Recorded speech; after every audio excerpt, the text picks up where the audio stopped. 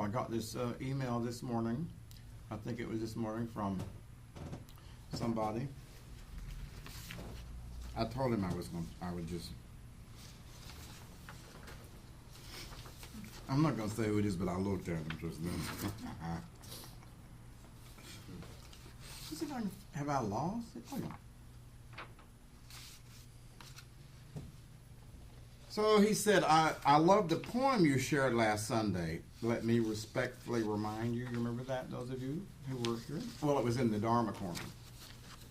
The evening Gaute. So says, life and death are serious matter, right? Take heed and awaken, right? So I read that, and he said, I loved it. He said, I copied and pasted it where I can often read it and reflect on it. We could all do worse than that. Yet from my humble and semi-ignorant point of view, I can't help but feel it's only half of the matter. I love that. After reading and gratefully acknowledging the warning, I also feel being just as it is, just so. It's what I perceive to be the other side of the same. It's what I perceive to be the other side of the same coin, not as valuable. Gratefully yours.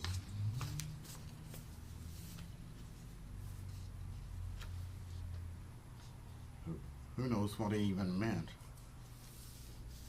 Eric's sitting there thinking, sounds deep, but what does it mean?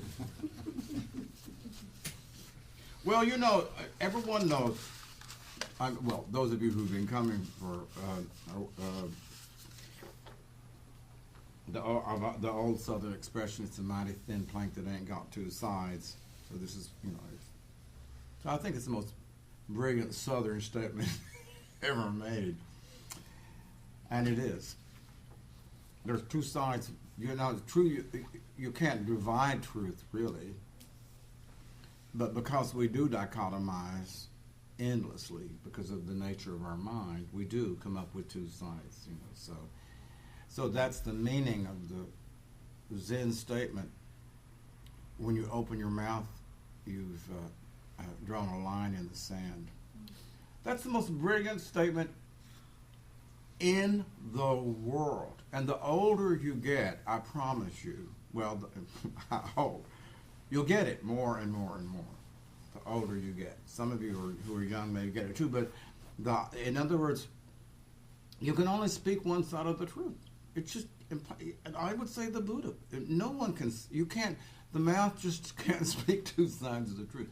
So, a person doesn't have to be a teacher, will be speaking something with maybe some conviction. There's always the other side of it, but you can't do that at the same time. And that's a little bit of what Raoul was referring to, right? I mean, take heed and awaken, life and death, or, that's saying one thing, and is there another side, and is that equally valuable? And so, interestingly enough, that was what I was going to talk about today. Would that be synchronicity? So, I'm almost finished, everybody. I've got to watch the end of the Super Bowl, huh? I'm telling you, I'm going to get the last quarter. You'll see. No questions today. Just keep your mouth shut, and we're leaving. No meta chant. Beverly, you can lead the meta chant. Got to get back to that game. What? She said something and I didn't even hear it. Oh, well. So I want to go back and I want to tell you all a story, a true story. This is about 8 years ago. One person who came to our Sangha, wonderful. Maybe she'd been coming for 2 years by then. If she wasn't here on Sundays, because she was out of town. Very devoted and wonderful student, and moved away a number of years ago. So I got an email from her about 8 years ago. Victor, I'm having a real issue at work with the person above me. I'd like to know, could we do some psychotherapy session? So this person had therapy. I know previously, so I know that she knows the difference in a meditation interview and a psychotherapy session. And I know that she knew that she could have free meditation interview, which that's free. We don't charge for that. So I said yes because I knew that she was clear about the difference, and she knew that she needed something having to do with psychology. So we worked together, maybe a year maybe a year and a half. And then towards the end of the time that she needed, and we really did work through the issues. She came one evening after work. Sat down and she looked at me and she said, may I ask you a question? Now, I know that's always trouble, right? I mean, when someone says, may I ask you a question, I always say, okay. Right? So, of course, fools rush in where angels fear to tread. So I said, of course. She said, she said, you've just been so supportive. She said, You've always just totally supported everything that I've said. You tolerated, I repeat, but you listened.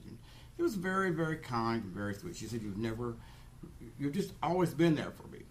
Sort of like that really would be Rogerian unconditional positive regard. That's the way it's called in Rogerian theory.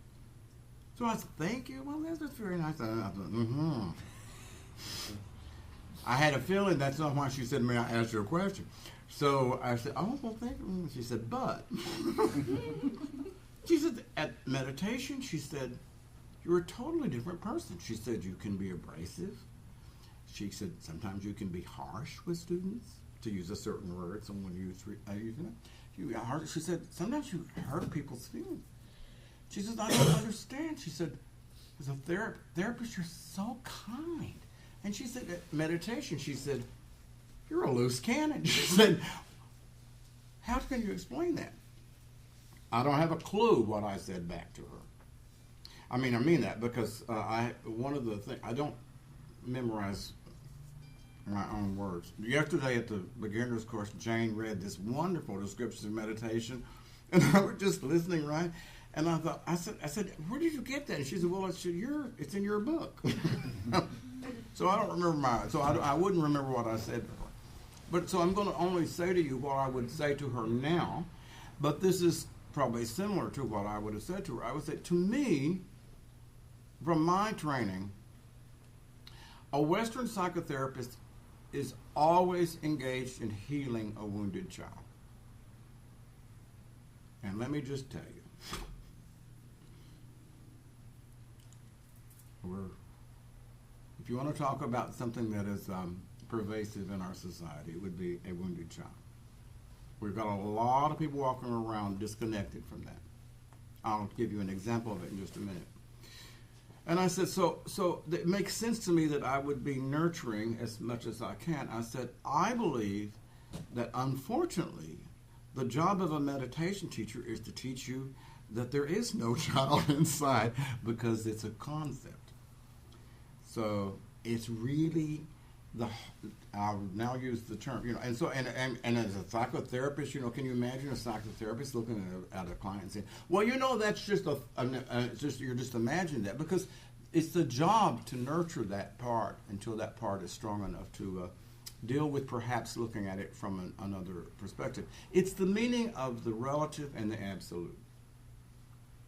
That's the meaning of the relative and the absolute. So when you say the relative and the absolute, you actually have moved out of Theravada Buddhism to Mahayana Buddhism, which is complicated, right? But in other words, if you hear teachers talking about the relative truth and the absolute truth, and then Nagarjuna's teaching that they are equal. What you see halfway up the mountain may not be what you would see on the top of the mountain. But can you say that what a person saw halfway up the mountain is false? That may be the relative truth, right? Halfway up. Maybe standing at the top and looking down. Maybe that's the absolute truth. I don't know. The teaching is that you can never put the absolute truth in words. Never. If you try to do it, you're already lost. The relative truth is by definition words, putting it into words. So anyway, I mean, she was so kind of okay with that, you know. When I said, you know, this is the job of another way to put it is, I mean, if you to go away from the inner child, I think that the job of a meditation teacher is to really try to help you see your ego, and you know, and help you maybe work with letting it go. And so, what happens if you're not ready to do that even in the context of meditation? Then, you know, that requires tremendously skillful teacher who can balance the two and dance between the two. And I fail many times. I underestimate or overestimate, and I think that someone has the ego strength to deal with my being sort of like abrasive, and maybe they don't, and that's my failing. It's not their failing. When I ended sitting for almost 3 years in Byrd, this was at the old IMS rather than the Forest Refuge, and so I just finished my last 3-month retreat, or I was finished near the end of it, and I was sort of like floating around, you know, sort of like, I mean, really, I was just in bliss. That's really true. I was really advanced. So I remember I went into my little room, and so at the old IMS, the rooms were really tiny, not like at the far. They're really tiny, and we really had a foam rubber slab on the floor that we covered. But pretty bare back then. So anyway, and so I was finished at that, and so I went and I sat down in my room one evening, probably a long time ago, 1989. And I was quiet and calm and mindfully breathing in, mindfully breathing out, mindfully sitting, noting this, noting that. And all of a sudden I realized, well, tears were streaming down my face. Noting this, noting that, right? So, I mean, it was just such a dissonance. It was so strange. I mean, I was quiet and calm, and yet there were tears rolling down my face. So I had a lot of Jungian analysis in New York. So I thought, So I just dialogued with myself. And I said, so what's going on? What's wrong? I heard a little voice say, I want to go home. It was so sad. I'll never forget him. That was an inner child, right? In the presence of this person who was up on a mountaintop meditating, there was a child that said, I want to go home. And we did, pretty soon after that, because I listened to that part. And so to disrespect that part is, in my opinion, stupid. And so I would be the last person to do that. But I would say that is the relative. That's psychological. That's a psychological truth. And the higher truth actually would be to deconstruct that. You're right. I mean, if I had gone to a teacher, let's say I had gone to the Buddha, and said, you know, well, my inner child wants to go home, the Buddha would probably have said, just note it. I'm serious. I'm really serious. What good would it do you to go to the Buddha and talk about an inner child, right? I mean, you know, I mean, not to put the Buddha down. I mean, well, maybe. But I mean, in other words, psychology is really a relatively recent thing, and it is certainly, I have written many times that I totally believe it is. It may be the greatest contribution of Western culture, maybe. It's quite amazing. So, so I want to say again that I would suggest to you that psychological work is a relative truth, and meditation work is working towards the absolute. And Nagarjuna rightly said they're both equally valuable. And he also said an extraordinarily important thing. He said you can't get to the absolute except through the relative. Wow. You can't skip the relative and just jump up on the mountaintop. To some extent, maybe that's what I was trying to do right at that, maybe or maybe not, but you can't skip steps. One of the greatest meditation teachers of the past 50 years, I mean, he's so famous. It's Shinsen Young, who is a great teacher that I studied with. This is his teacher. And he's now 100 and something years old, and I don't know, I haven't checked. I mean, he's probably still alive. Leonard Cohen, the great songwriter, that's his teacher. So, of course, they discovered that he's been fondling female students now for 25, 30 years. And I read also that it's not gender specific, which I don't quite understand. But apparently he was like was not really totally limiting his activities to female students. That's someone who skipped the psychological kids. You know? I mean, it is. It's just, I mean, in other words, that's an example of reaching the mountaintop and right without having done some other work. And this is partly what concerns me. I worry about this in the West. I really, really worry about this, and I'm not going to go on with it because, well, how can you go on with it? But we have a lot of therapists who are now becoming meditation teachers. That's becoming the thing in California, particularly. Therapists / meditation teachers. And that can be very dicey, because a meditation teacher can, without knowing, slip into being a therapist to the meditation student. And I have just recently experienced a dear friend who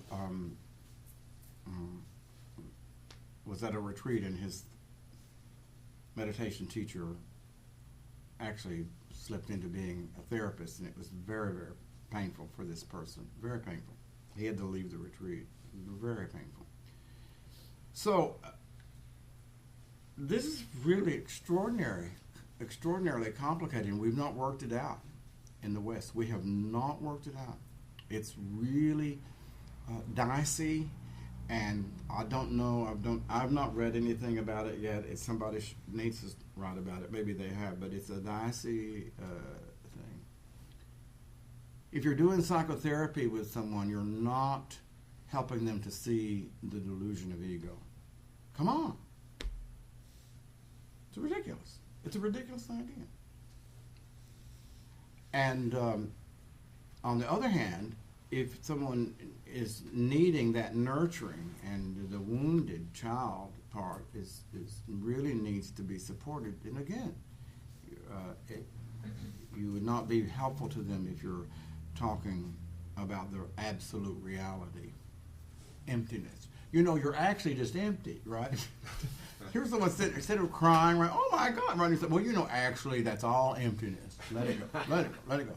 You know, I mean, come on. But that's how dicey it is. And as I said, and what's harder is the Buddhist view tends to be that it's superior to the, you know, that the absolute is superior to the relative. That's ridiculous. I mean, because the paradox is that they're both true. That's the paradox. You understand that? I mean, it's a paradox because on the face of it, it seems like the absolute is true and the relative is false. That's what it seems like. But it's not, you know, according to the smartest guy I ever read, with Mr. Nagarjuna, they're both the truth. That's what Bodhidharma said. So when I was walking in the snow in Byrd, it's time to end now. Are you ready to end? I was walking. Let's see, where are we? Do you think we're to the second quarter? Yeah, it's probably second quarter. Late second quarter. Yeah. Middle? Late. Late? Late second quarter. Oh my God, I got to talk faster. So I was walking in the snow, and there's a beautiful woods at the Byrd, and so I'm walking in the snow, and I'm thinking, I'm going to do this, you all. You know, really and truly, I can't do this well. So I mean, you're just going to have to stitch this together yourself. I know Cindy can, and probably the rest of them can. Cindy. I'm just kidding. I had this fantasy as I was walking in the snow, because it snowed almost melted, and I was looking at this incredibly green moss that's right there, you know, under the snow and where the snow is melting. And there it is, right in the middle of winter, just this green, deep emerald green, so beautiful. And I'm looking at it thinking, how can that be? You know, how is that able to live? And so then I just all of a sudden was thinking about a little flower that maybe was blooming too early, and having a dialogue with it. And so I thought, I'm going to do that someday. I'm going to write that. I had some idea of, you know, I thought about having a conversation with a Buddhist flower. You know, the things that bloom around the forest refuge must be Buddhist, right? So I thought how interesting it would be to have a dialogue with a Buddhist flower. And then I also was thinking about having a dialogue with a snowflake. You know, like the Tibetans say, a thing doesn't exist on its side. And I thought, so just imagine, like, so I was thinking about talking to a snowflake and saying, you know, you don't exist. That would be the absolute. And then the snowflake would speak back and say, I think I do. That would be the relative.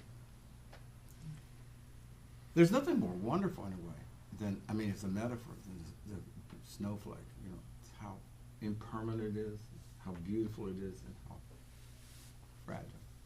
Okay, so this is a Tibetan monk, I think in the 1800s.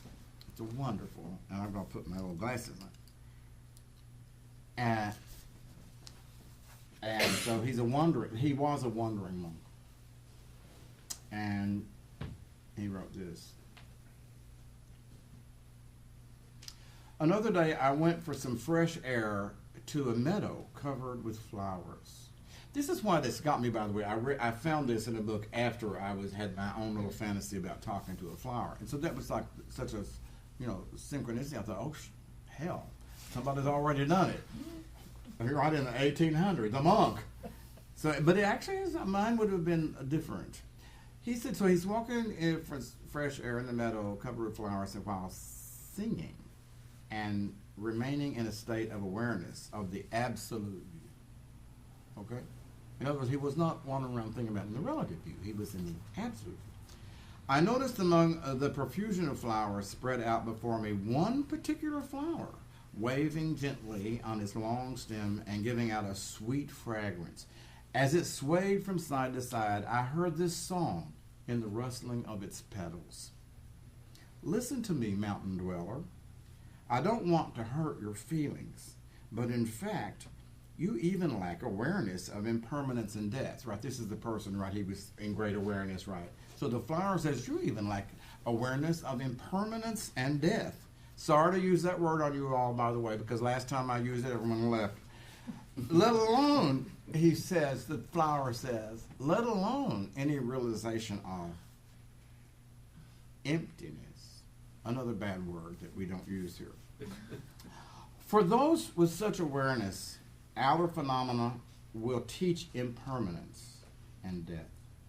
I, the flower, will now give you, a yogi, a bit of helpful advice on death and impermanence. Have you heard this, Eric? It's in Joseph Goldstein's book on mindfulness. A flower born in a meadow, I enjoy perfect happiness, with my brightly colored petals in full bloom. Surrounded by an eager cloud of bees, I dance gaily, swaying gently with the wind. When a fine rain falls, my petals wrap around me. When the sun shines, I open like a smile. I love that. Right now, I look well enough, but I won't last long. Not at all. I love that little flower. I'm not, I look well now, but I'm not going to last long. Unwelcome frost will dull the vivid colors till turning brown I wither. Thinking of this, I am disturbed. Later still, winds, violent and merciless, will tear me apart until I turn to dust. You, hermit, are of the same nature. Surrounded by a host of disciples, you enjoy a fine complexion. Your body of flesh and blood is full of life. When others praise you, you dance with joy. Right now, you look well enough. But you won't last long. Not at all. Unhealthy aging will steal away your healthy vigor. Your hair will whiten or fall out. And your back will grow bent. When touched by the merciless hands of illness and death, you will leave this world for the next life. Since you mountain roaming hermit and I, a mountain-born flower, are mountain friends, I have offered you these words of advice. Then the flower fell silent and remained still. In reply, I sang, O brilliant, exquisite flower, your discourse on impermanence is wonderful indeed. But what shall the two of us do? Is there nothing that can be done? Right? What are they going to do? What are we going to do? The flower replied, among all the activities of samsara, there is one thing that is lasting. Whatever is born will die. Whatever is joined will come apart. Whatever is gathered will disperse. Whatever is high will fall. This is just basic Buddhist teaching. Having considered this, I resolve not to be attached to these meadows, to these lush meadows. I resolve not to be attached to these lush meadows. Even now, in the glory of my display, even as my petals unfold in splendor, you too, while strong and fit, should abandon your clinging, seek the pure field of freedom, the great serenity.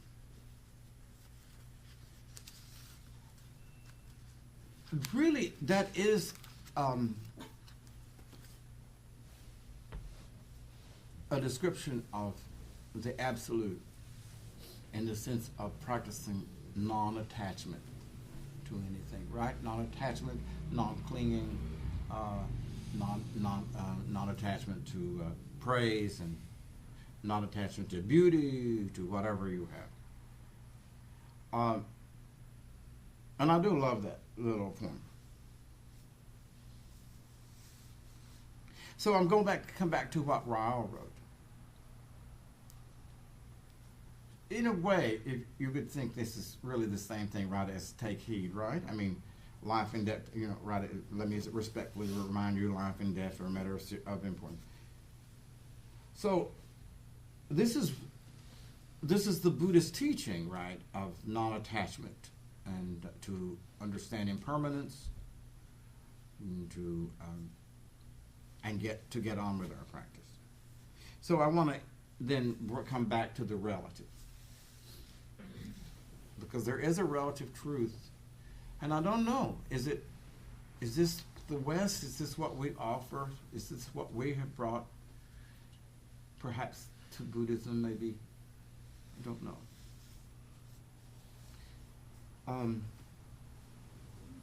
When I was, I think maybe 1960,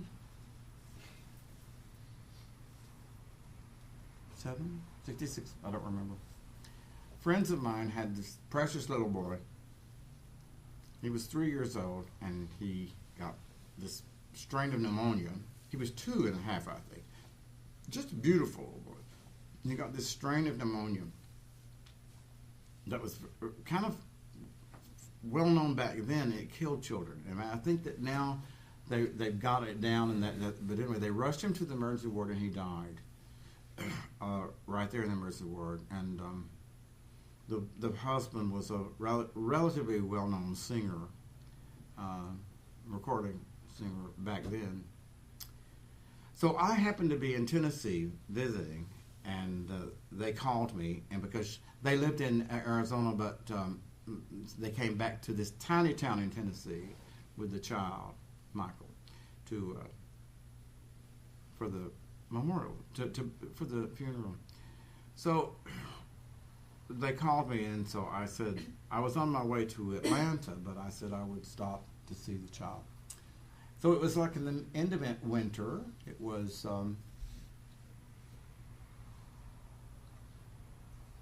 probably February. So there was snow in the ground in where my parents lived. And so this is the morning they called me. So I stepped outside, and I was kind of like really feeling extremely sorrowful. I wasn't non-attached. I wasn't thinking, well, this is just impermanence here, right? It's just a little emptiness thing that just came and then went away. So I went outside and I looked, and my mother had this bank of where just wildflowers, and of course right now everything was covered with snow, but it was just amazingly beautiful when it bloomed. And I looked, and all of a sudden I thought, what? And there was a little crocus flower that had peeped up and had opened. I mean, it's amazing to see, right? I mean, right in the middle of snow, right, and everything's dead. There's this little crocus that's just peeped up, blooming. So it just touched my heart. And so suddenly it just occurred to me, that's what this child was, right? He was the same thing. He just came and went. So I went inside and I sat down to the piano and I wrote a song. And it's just amazing. And I mean, literally, I downloaded the lyric from some place. Because I mean, literally, I just sat down and wrote it, which is not common for me. I kind of struggle. So I wanted to just give you the lyric. If I didn't write it down, so I may miss it. It's a lullaby. The melody is a lullaby. And so it's lullaby, lullaby, the tiny crocus flower. You come at the end of winter and bloom but for an hour. You'll never know the joy of spring, nor the full bloom that summer brings. You'll never reap the harvest when autumn's done, and you weren't made to face cold winter's sun. Everything else seems to bloom in time, but this flower of mine, sweet crocus flower, you come too soon and bloom but for 1 hour. Sometimes I wish to God that I weren't placed down here to face my cold winter sun in my final year. And I shout above, why are we doomed to love but for 1 hour, like my crocus flower? But lullaby, lullaby, my crocus asks not why. He faces his cold winter sun and whispers, spring will come. And lullaby, lullaby, I'm glad that you and I knew for 1 hour of the tiny crocus flower. That's the relative, right? That's the relative. So I don't think that as beautiful as the poem is of the flower, talking about non-attachment, to skip over this human heart part of us that does love and does suffer and cry at the loss of what we love. I don't see how, I don't see how you get to the absolute without honoring that and going through it. And that's my little song that I wrote.